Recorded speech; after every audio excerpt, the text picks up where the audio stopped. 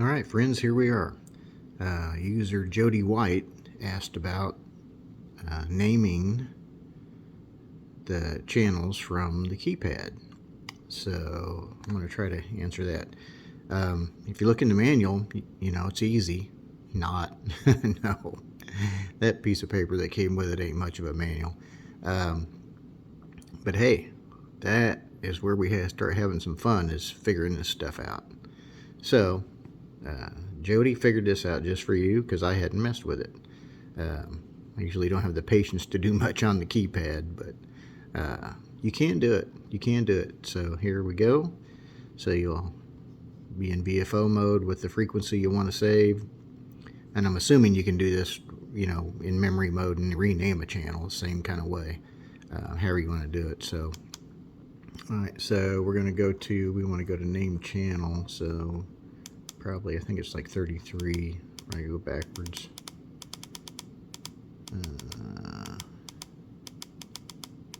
Yeah, it was 33. Enter. And what you'll initially see is a bunch of white dots across here. And so you're going to have to use the pound key, or not the pound key, the star key, to go all the way back to the end. And then it says activate with the pound key. So you hit the pound key and then hit your letters. So the letters show up and you go, okay, well, how do I put them in there? I push the button, blah, blah, blah. They don't go in there. So what you have to do is the sequence 1, 2, 3, 4, 5, 6, left to right, just like you're reading. So if you want the uppercase J, it'd be the first one on the list, so you'd press the number 1. Boom, you got a J. And then the next letter is going to be a U, so we want the 8 key down here.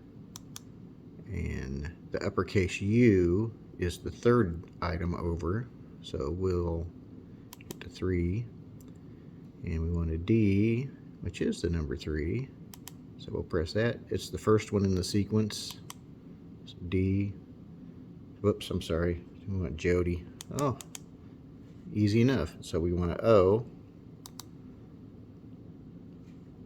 So that's the 5th item over. So you hit the number 5, uppercase O. And we want a D, which will be the 3 key. First one in the sequence, so we'll press the number 1 key. And we want a Y, which is the 9 key. And Y is the 5th one over. And so there you got it. So now hit exit, menu to save it. Whoops, I did that wrong again. Had to go back one. What did I do here?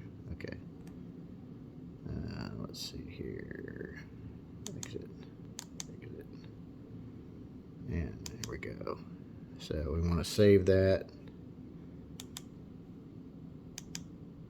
So let's say it automatically popped up 204. So we'll say, yeah, we're going to save it there. Enter. And we exit. And there you go, Jody. So, like I said, pretty clunky. And you may have to watch this a couple of times to. I went through it kind of quickly. It is a little cryptic, but hey, man, that's part of the fun, is figuring this stuff out sometimes. So hope that helped you out, and hope to help somebody else out too, Jody, because that was a good question. I actually did mess with it a little bit. At one point, I'm like, man, this is... and then I just, it was like, decoding some kind of cryptic message, All right, so, you got a limited number of keys. What can you do to make this happen? And so I was like, okay, and I figured it out. And actually, if it pops up and there's just white hash marks across the screen, you just, like I did, hit the pound key, erase them all, and then hit the star key to erase them, pound key to go back, pull your letters up, just like you saw. So, and then you just count over for whatever letter you want, the upper or lowercase, whichever letter, 1, 2, 3, 4, 5, whatever, 1, 2, 3, then hit the 3, So it's Like I said, not the easiest thing to do or figure out, but hey, we did it. And we're hams, and that's what we do, is figure stuff out. All right, hope that helped you. Thanks.